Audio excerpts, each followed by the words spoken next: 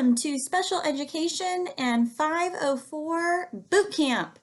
I am so happy that you are here with me today. And how great is this that we get to sit at home in our PJs and learn? I mean, this is the best. I don't know what I'm going to do when I have to go back to school and wear real clothes again. It's just going to be very traumatic for me. I'm sure it is going to be for you as well. So we're going to learn, there's 4 different modules that we're going to go through.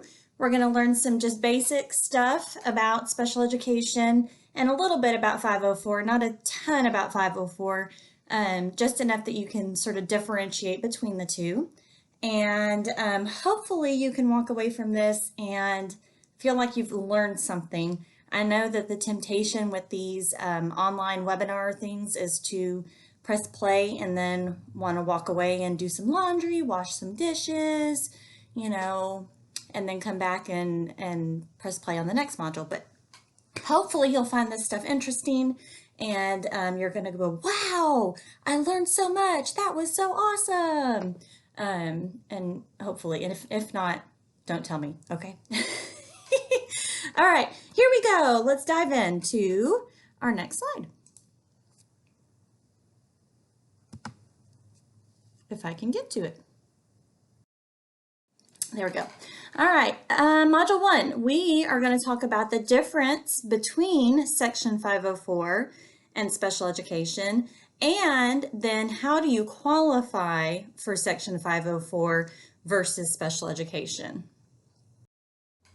Okay, so 504, there's a Section 504 plan that you can have.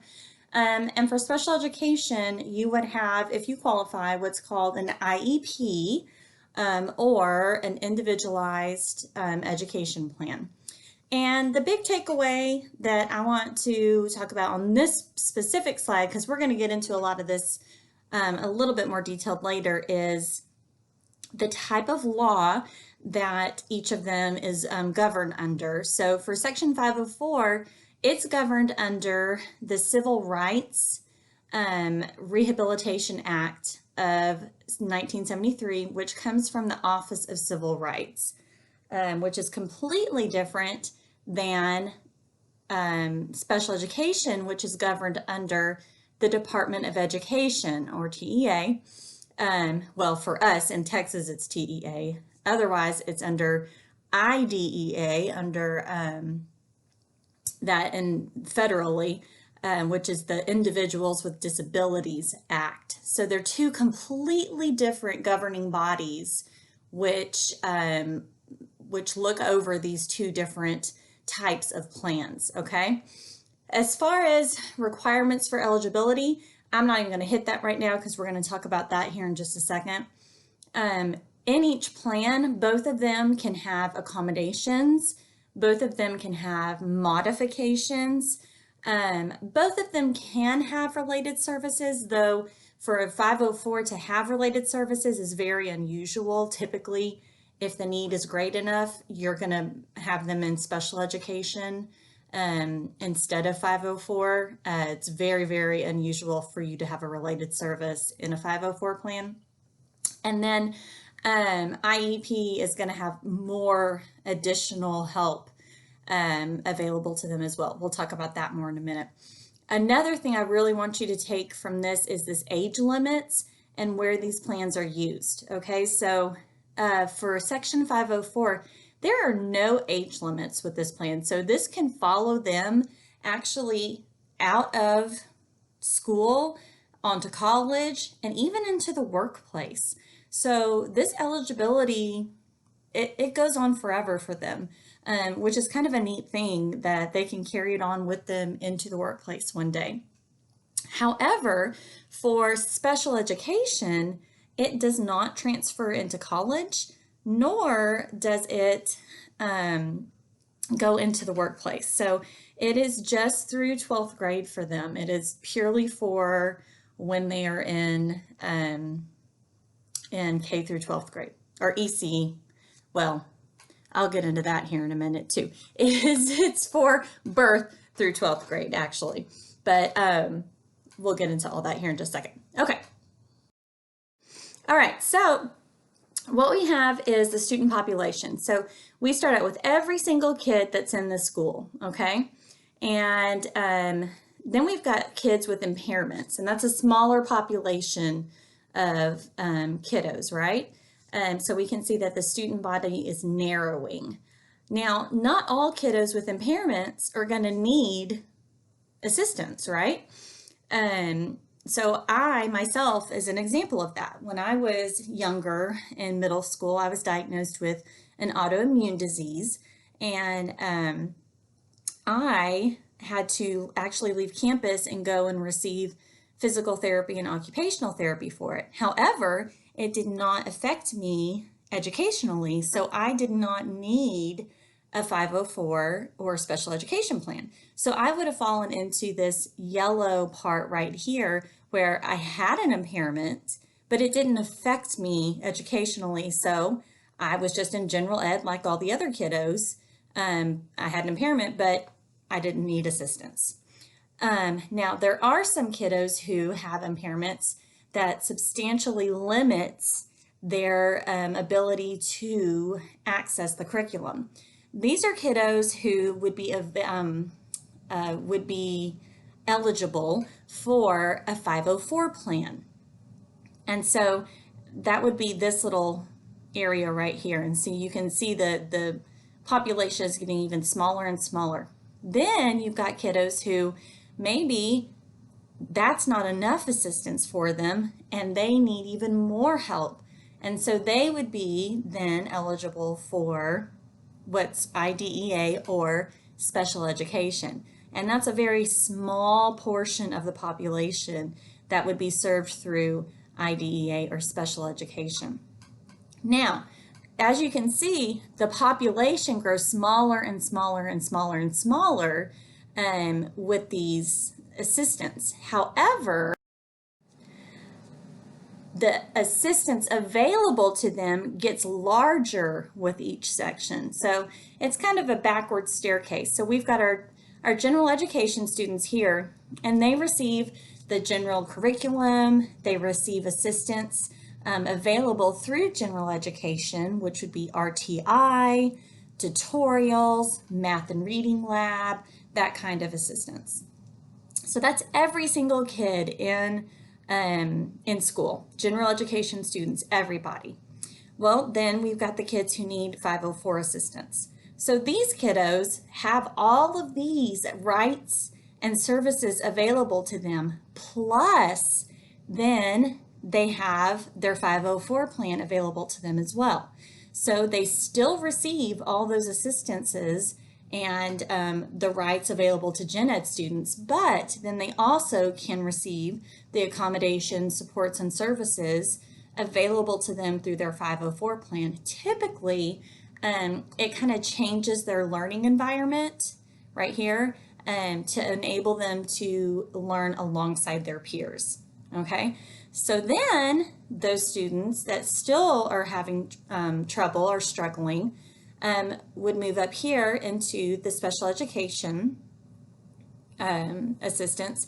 And so they still have these rights and supports. They still have these rights and supports, plus then they also have the rights and assistance of their IEP, which is an individualized education program.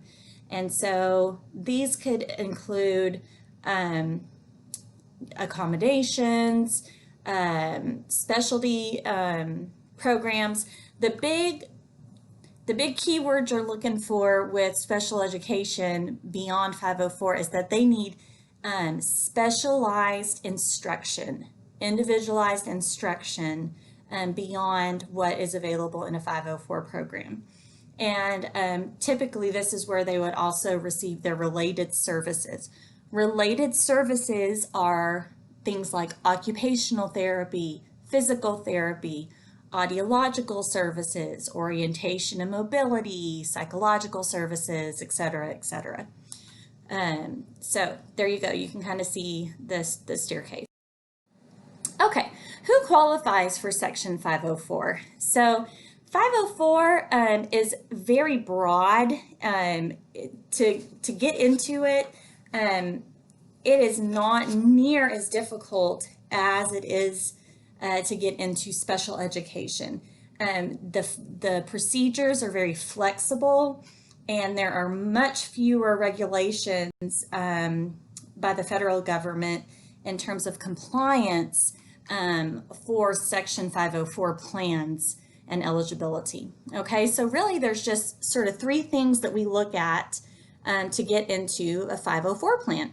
So the student must be determined to have a physical or mental impairment that substantially limits one or more major life activities, or have a record of such an impairment, or be regarded as having such an impairment. And so that's really the only guidelines that they have for Section 504. One thing to note, and we'll go into this a little bit more, dyslexia and dysgraphia fall under Section 504 in the state of Texas. They do not fall under special education as a learning disability. Even though they are a type of learning disability, because of the way they're identified, and you're going to learn about that a little bit later, they're separated out into 504 plan versus a special education plan. Okay, who qualifies for special education? We're going to dig deep into this. Okay, so a child with one of the 13 disabilities listed in the Disabilities Education Act. Actually, IDEA has 14 disabilities that they list. We in Texas only have 13 of those disabilities that we recognize. We do not list developmental delay as one of the areas of disability. And we'll go over the 13 of those here in just a second. Okay, this disability must affect the child's educational performance and or ability to learn and benefit from the general education. And that here's those keywords that we're looking for that really indicates they need special education versus 504. The child must need specialized instruction to make progress in the school. So they have to have the disability, and they need to be able, the disability must affect their ability to access the generalized curriculum, and they need that specialized instruction, okay? All right, so here are the eligibility areas in Texas. You can read over them real fast. I'm just gonna hit the highlights on a couple of them. So intellectual disability right here was formerly called mental retardation. We don't call it that anymore. The new term for it is intellectual disability, okay? I'm gonna go into in depth here in just a minute a few of these categories that are a little bit more common that we talk about or that we identify more often. A couple that I want to talk about really fast, just so you understand them. Visual impairment. Visual impairment is where there is actually a disability with the way they see. So like blindness or partial blindness, or legally blind. So there's something with the mechanics of their vision that is impairing them with their ability to see. The same thing goes with the hearing impairment, wherever that one is. I'm not seeing it right now. That means that they're having difficulty, auditory impairment right up here. They're having difficulties with their hearing, okay? So these would be kiddos that would need maybe an FM system for their hearing, or they wear hearing aids, or that kind of thing. And I'm describing it that way because when we talk a little bit later about learning disabilities that it's a different way of processing. So that's why I wanted to point those out. Okay. So a lot of parents and teachers are surprised to find that The disability categories that qualify their child for special education is actually different from the medical diagnosis that they receive from their doctor. So here are some examples. Number one, a child with Down syndrome may be eligible for special education services under intellectually disabled and speech impairment. Down syndrome would be the child's medical diagnosis. Intellectual disability and speech impairment would be his or her disability eligibility category. So even though medically Down syndrome is the medical diagnosis, for school purposes, intellectual disability and speech impairment would be what they were eligible under. All right, let's look at number two. So a child with cerebral palsy who qualifies for special education and related services would do so under orthopedic impairment. CP would be the medical diagnosis. OI is the disability category. Okay, so number three, a child with epilepsy may qualify for special education under other health impairment. So epilepsy is the medical diagnosis. OHI will be the eligibility category. So it gets kind of confusing sometimes for teachers and parents how all that works. I'll go into autism here. Okay. Here is, and I just want to briefly touch on this, the Diagnostic and Statistic Manual of Mental Disorders, also known as the DSM. So we should be functioning under the DSM-5, which was released in 2013. It is the most up-to-date DSM, and you can see right here under it, the big one that I want you to notice right here is autism. So autism under the DSM-5 is just listed as autism spectrum disorder. We no longer recognize autistic disorder, Asperger disorder, child disintegrative disorder, pervasive developmental disorder, not otherwise specified, NOS. There's all of those that used to be categorized separately under the DSM-4 are no longer categorized that way. And they decided that since autism is supposed to be a spectrum, and that all of those could be listed on the spectrum. And so it's just considered autism spectrum disorder now. And there are a lot of doctors even that are still functioning and even diagnosing under this manual. So make sure if you go into, go to a doctor or a psychologist, that they're using the correct DSM to identify your child, okay? You can also see that it used to be called reading disorder, now it's called dyslexia. Mathematics disorder, now called dyscalculia. We also have down here stuttering, used to be called, now it's just childhood onset fluency disorder. So there are several different things that were changed from the DSM-4 over to the DSM-5. So really, I just wanted to bring that to your attention in that make sure that if you get an outside evaluation, or if your student or someone you know is getting an outside evaluation, make sure that the person doing it is using the correct tools to do that evaluation, because a lot of people will be using outdated materials when they're doing evaluations, and that's not okay. Okay, autism, let's go over that briefly. So for the school setting, when we do an autism evaluation, in the school setting, there are three things that we are looking for. Autism means a developmental disability significantly affecting verbal communication, nonverbal communication, and social interaction.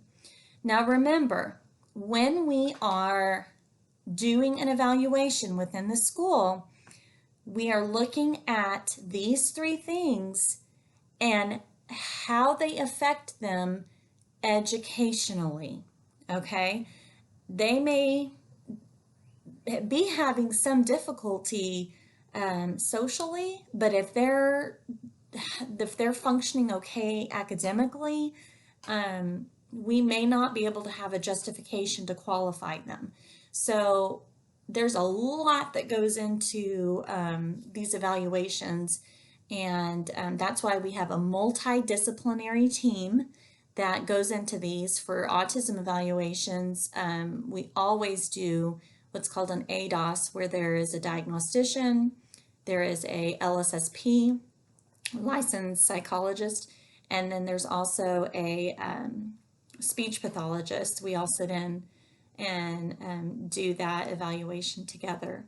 So there's a lot. We do observations, we collect lots and lots of data. There's a lot of thought that goes into these evaluations.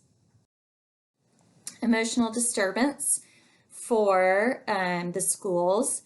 It means a condition exhibiting one or more of the following characteristics over a long period of time and to a marked degree that adversely affects the child's educational performance. So it would be one or more of these, and it has to happen over a long period of time and to a marked degree. Okay, so I'm going to let you read over those real fast because I'm losing my voice already, so I'm going to take a little drink of water.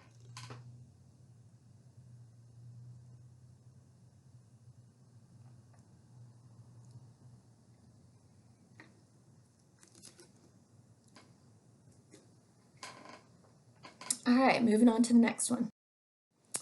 Other health impairment. All right, other health impairment is, unfortunately, it kind of becomes the catch-all eligibility category, and it's not intended to be that. OHI students have chronic or acute health problems. This group of students they are required to have a form. It's an eligibility form that we send over to their medical physician. So it has to be a medical doctor. It cannot be a psychologist. It has to be a medical doctor, licensed medical doctor. So PhD does not count. And they have to sign off on it saying that this child, yes, does have a medically diagnosed disability. And it has to limit their strength, vitality, or alertness that adversely affects a child's educational performance. Okay, health and problems could include any of these that are listed. We also have had some other kids with additional other health issues that cause impairment. So the list is not limited to these. These are just some of the most common disabilities that we come across that are categorized for other health impairment. So, okay, this is a fun one. I really enjoy talking about these. Okay, so an intellectual disability and specific learning disability. There's a lot of confusion when it comes to how a child qualifies for a specific learning disability and or intellectual disability. So let's talk about this and talk this through. So anytime we do testing on a student for, let's start with specific learning disability. Anywhere between 85 and 115 is considered average. So what we do is we do cognitive testing and achievement testing on a student, and we see where they land on all of that testing, where their scores land. So we're looking to see if they fall average, below average, whatnot. So you can see right here, 68% of the population falls right here between 85 and 115. That's a huge portion of the population that falls in that category, okay? Anywhere from 115 to 130 is considered above average intelligence, okay? From 130 up to 145 is superior intelligence, and then from 145 up and beyond is considered very superior, or you're getting up into like genius level up in there, okay? 85 and down to 70. This is a tricky area right here, and we'll talk about that here in a little while. This is considered below average. This is where your slow learners land, and this is a difficult area, and I'll explain why here in a little while. Okay, 70 and below is low. And this is the cutoff right here for intellectually disabled. To qualify for intellectually disabled, you have to score an overall IQ of 70 or below. Okay, so anybody who tests, there's 7 different learning cognitive learning areas that we learn in. So you would have to overall, most of those score 70 or below on to qualify for intellectually disabled. You also have to have a couple of adaptive areas that would score 70 or below as well. All right. So for a learning disability, though, what we're looking for is a pattern of strengths and weaknesses, and we'll talk about that here in a minute. But what you're looking for is some of the scores to be at least 85 or above, and then you would have a few of the scores, maybe 1 or 2, maybe 3, that fall below average down here. So you're going to have a variance, some above average or some average or above, and a few that are below. So it's strengths and weaknesses on either side right here. I thought this would be kind of fun for you to see some famous IQs over here, so you can kind of see as far as like intelligence and you know, genius level or whatever, where they land. So Albert Einstein, they didn't actually have an IQ test that's equivalent to what we use today, but they took the intelligence test that they did have back then and they kind of compared it and to what we do have today, and they think that it equals about 160 is where he was at. Marilyn Monroe was 163. Wow. And you can read on down and see some of these people and where they land on the IQ levels. I thought that was really interesting.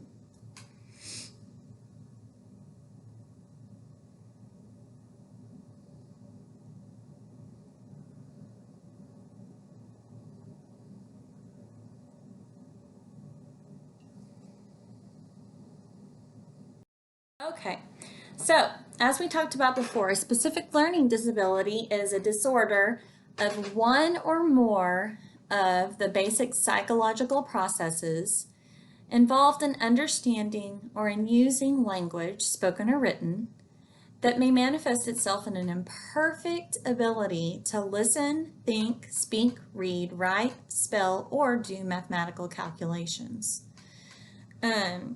Let's talk really fast. Well, a student must exhibit a pattern of strengths and weaknesses, which we talked about just a second ago. Let's talk real fast right here.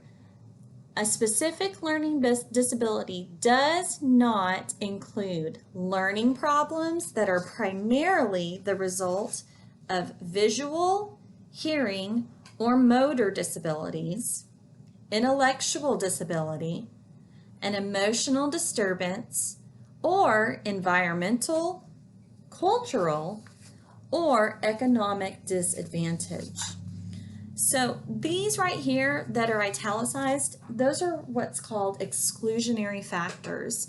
And what that means is if a child, we have to rule all these out first before we can consider specific learning disability. So if a child has any of these issues going on, they have a visual disability, they have an intellectual disability, They are economically disadvantaged, and in so much that they have not had access to learning, specific learning. They haven't had access to library, or they haven't had access to learning opportunities and such. Then it may not be that it's a learning disability. It may just be that they haven't had an opportunity to learn. And so until they have had that opportunity to learn, we can't assume that it's a disability that we're dealing with, but rather a disadvantage that we're dealing with. Does that make sense? Okay. So these are the cognitive areas that we look at when we are doing any sort of intelligence testing on a child. And we do any testing that we do some sort of intelligence testing on them. So it may be a brief intelligence testing, which would be just a short part. If we do brief, then we're doing just a small part right here of the crystallized and fluid reasoning. But if we're doing a full cognitive profile, then it would be all of these.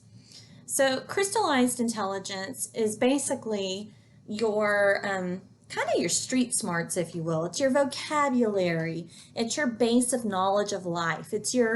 You go to the library, you know there's books there that you're going to check out. You go to a water fountain, you know that you push the button and water is going to come out. It's just your life experiences. Fluid reasoning right here is the ability for someone to give you a task, a novel task, and your ability to reason through it without someone teaching you that task. So your ability to think through things, kind of critical thinking skills, if you will. Processing speed is how quickly you can learn something, how quickly your brain can process through something. Short-term working memory is what it sounds like. It's your short-term memory, how fast your memory can work through things, process things, remember things in the short term. Long-term retrieval is basically your long-term memory and how you can learn it.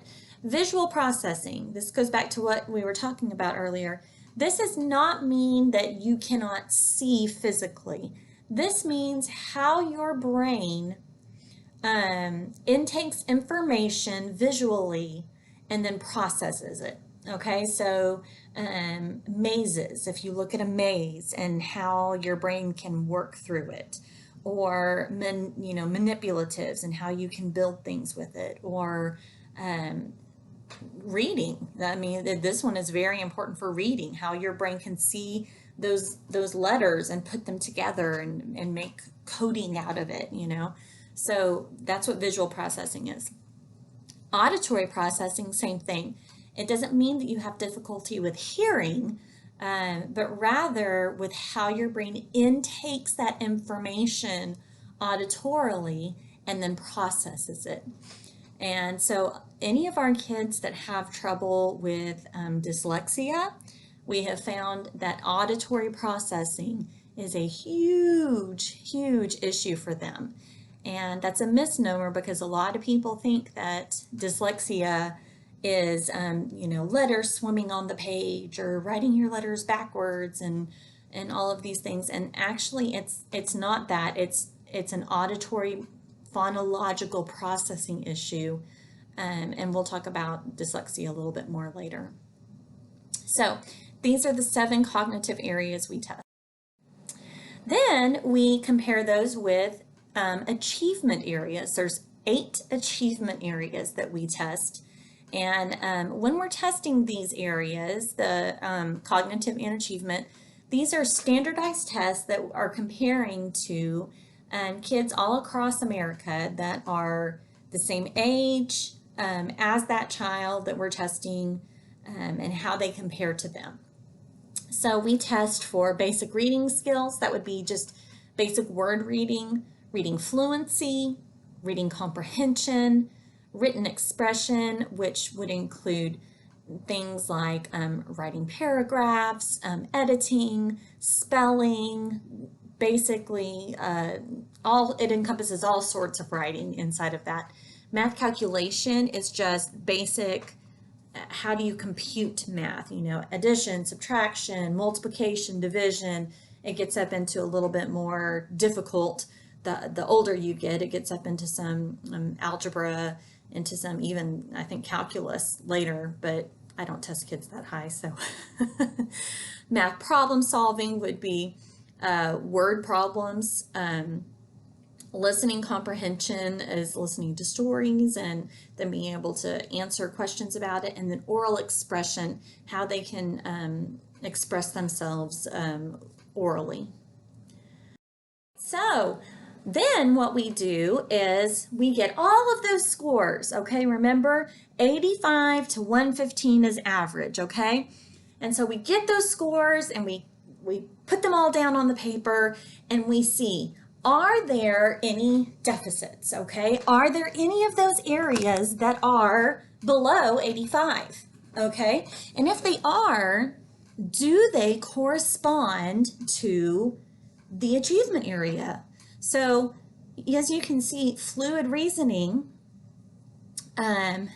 is the cognitive area, and these are the areas of achievement that correspond with that learning area. So reading comprehension, math problem solving, written expression. Those are the areas of learning that correspond with fluid reasoning, okay? This one's a little bit easier to explain. So auditory processing.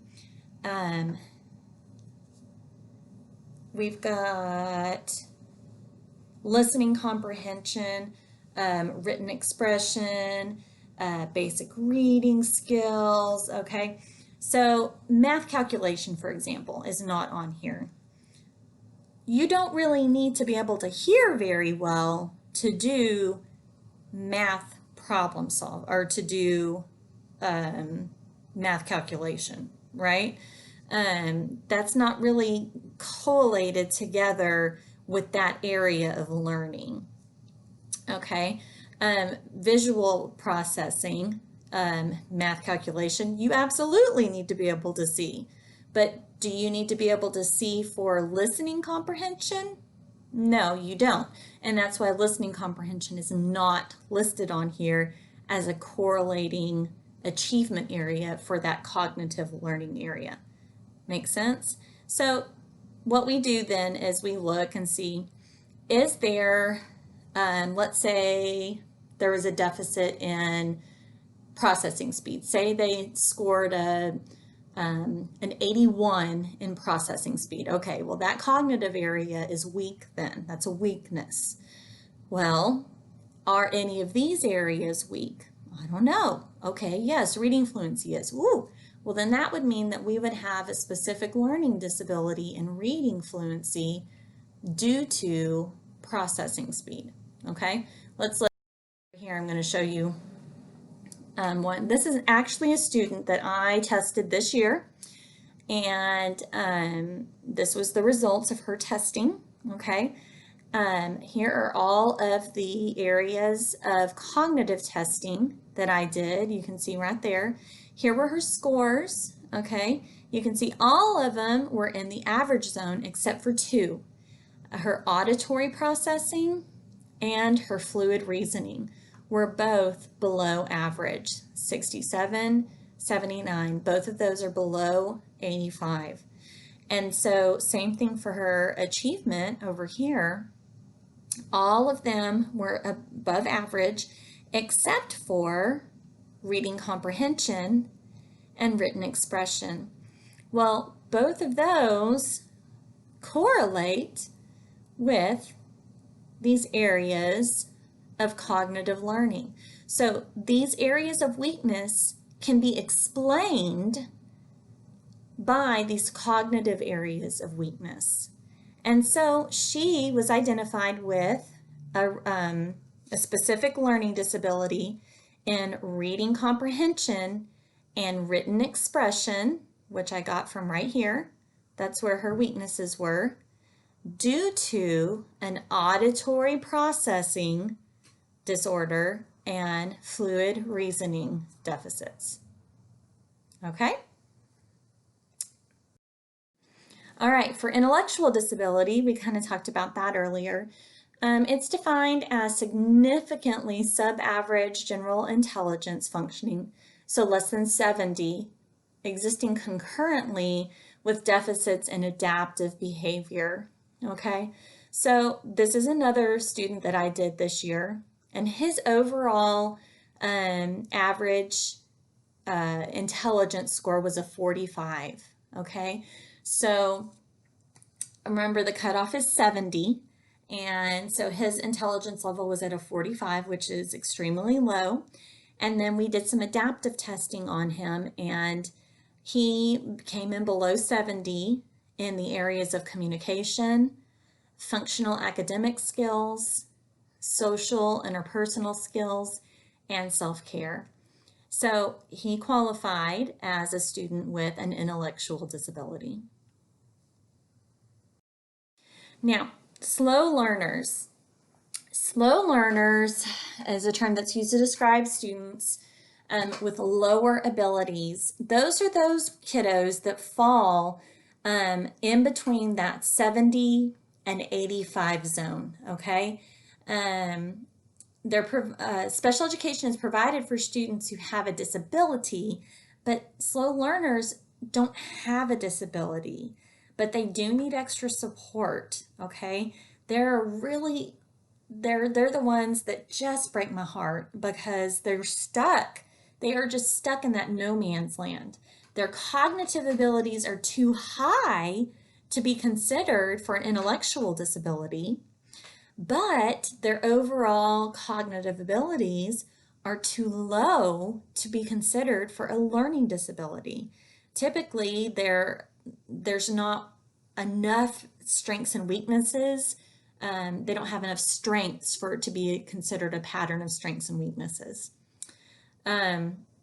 With a learning disability, their low performance in those areas is considered unexpected because you've got an overall average IQ with those couple of hiccups that we looked at, as in that one that we looked at just a minute ago, the fluid reasoning and the auditory were the hiccup areas, you know.